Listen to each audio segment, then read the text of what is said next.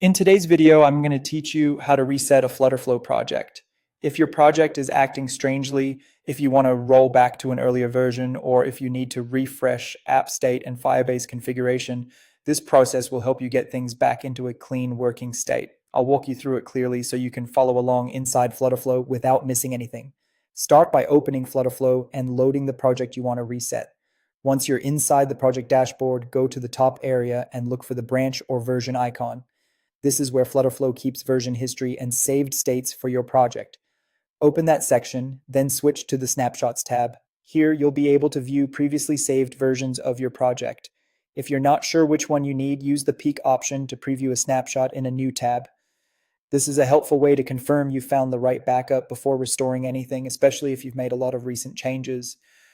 When you find the correct snapshot, click Revert. FlutterFlow will ask you to confirm the action, so select Yes, Restore. This will return your project to that earlier saved state. Give it a moment to complete and make sure the project loads fully afterward. Next, reset the app state and widgets. This is important because even after restoring a snapshot, some temporary or cached values can still remain. Go to the reset options and clear widget states or forms, reset app state, and clear the query cache. These actions help remove leftover UI state, stored form values, and cached backend results that could cause the app to behave inconsistently. After that, move to Settings and Integrations, then go into Project Setup and open the Firebase section.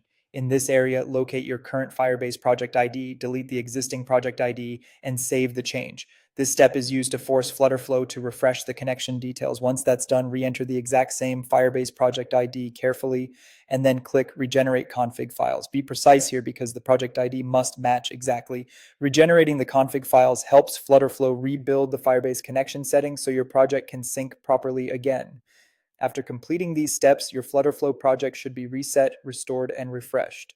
If anything still looks off, double check that you restored the correct snapshot and that the Firebase project ID was entered exactly as expected. This process is especially useful when troubleshooting project issues without rebuilding everything from scratch.